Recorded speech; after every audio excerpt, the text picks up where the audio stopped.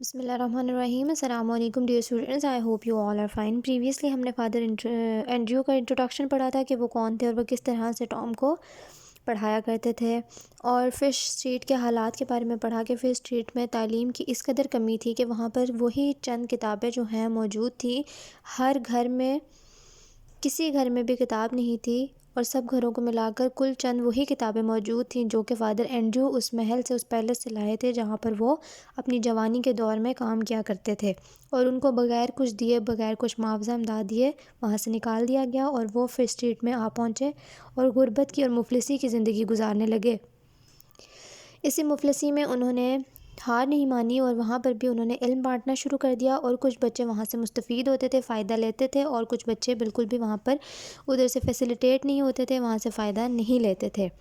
لیکن ٹام صحیح اور غلط کا فرق کرنے لگا تھا. فادر اینڈریو کی تعلیمات جو تھی، وہ سارا جو کوالیفیکیشن اور پڑھائی جو ہے، فادر اینڈریو اس کو لیسنس دیا کرتے تھے، انہی کی مدد سے اس کو فرق پتہ چلا کہ اچھے اور برے میں، امیر غریب میں کیا فرق ہوتا ہے، صفائی اور گندگی میں کیا فرق ہوتا ہے. تو وہ اپنے آپ کو صاف ستھرا رکھنے لگا، اور اس نے اپنی زندگی میں جو اچھی چینجز وہ لا سکتا تھا وہ کرنے لگا.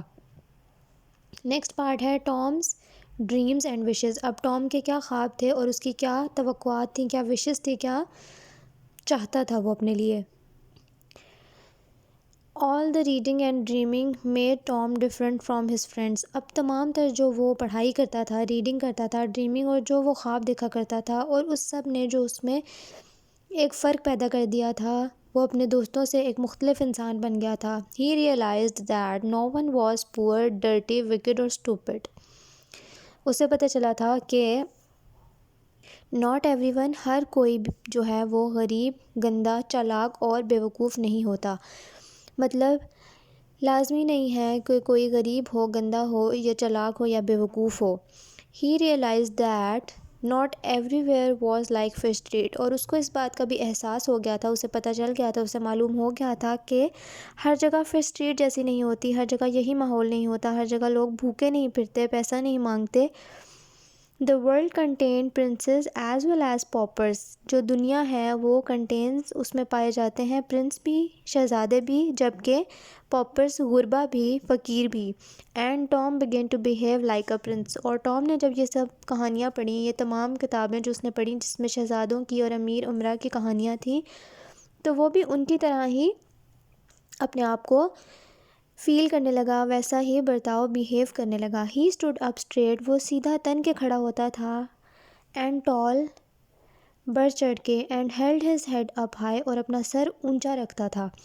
At first the other boys laughed at him. شروع میں تو سب لڑکے جو ہیں وہ اس کی اس حرکت پر اس کا مذاق اڑاتے تھے کہ وہ اتنا اکڑ کر سیدھا ہو کر چلتا ہے، جھک کر اور بچوں کی طرح حرکتیں نہیں کرتا.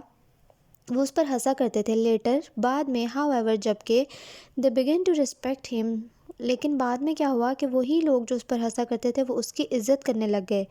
دے تھاٹ، وہ سوچنے لگے، ہی واز ویری وائس، کہ وہ بہت ہی زیادہ وائس ہے، عقل مند ہے، اینڈ کائنڈ، اور رحم دل ہے، اینڈ کلیور، اور سمجھدار بھی ہے. Even the grown ups respected Tom. Even the grown ups یعنی کہ جو بڑے بزرگ لوگ تھے وہ بھی اس کی عزت کرنے لگے، اس کو رسپیکٹ دینے لگے. بڑے لوگوں کو بھی پتہ چل گیا تھا کہ اس کے پاس علم ہے، اور علم کی وجہ سے وہ اس کی رسپیکٹ کیا کرتے تھے. دے آسکڈ ہم اباؤٹ دیئر پرابلمس. اور وہ اس کو اتنا رسپیکٹ دیتے تھے بڑے لوگ بھی، ایون کہ وہ اس سے اپنی مشکلات کے بارے میں پوچھا کرتے تھے کہ کیا پتہ کہ وہی کوئی جو ہے وہ اچھا حل ان کو بتا دے اور ان کے مسئلے جو ہیں حل ہو جائیں. کیونکہ ٹام بہت ہی وائز اور عقل مند تھا، انہیں ایسا لگتا تھا کہ وہ اس کے مسائل کا اچھا حل نکال سکتا ہے.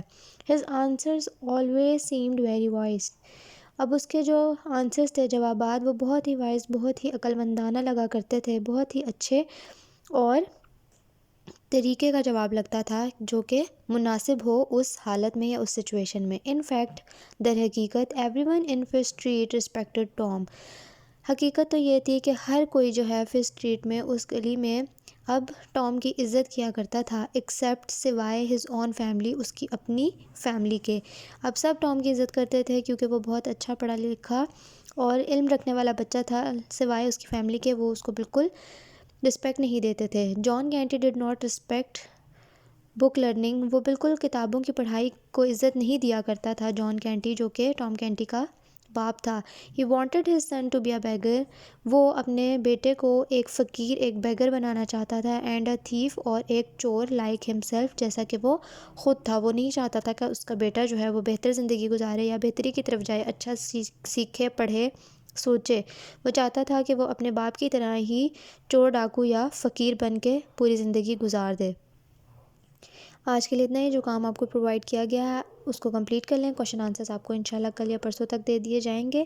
پراپر پیج پریپیئر کرنا ہے، آج کی ڈیٹ ڈال کر کلاس ورک لکھنا ہے، چیپٹر نمبر، نیکسٹ لائن میں چیپٹر کا نام، اس سے نیکسٹ لائن میں آپ word meaning, after that word sentences لکھو گے، اور اس کے بعد آپ کوشچن آنسرز مینشن کرو گے۔ Try to keep in sequence. Thank you very much, take care of yourselves, meet you in the next meeting, اللہ حافظ۔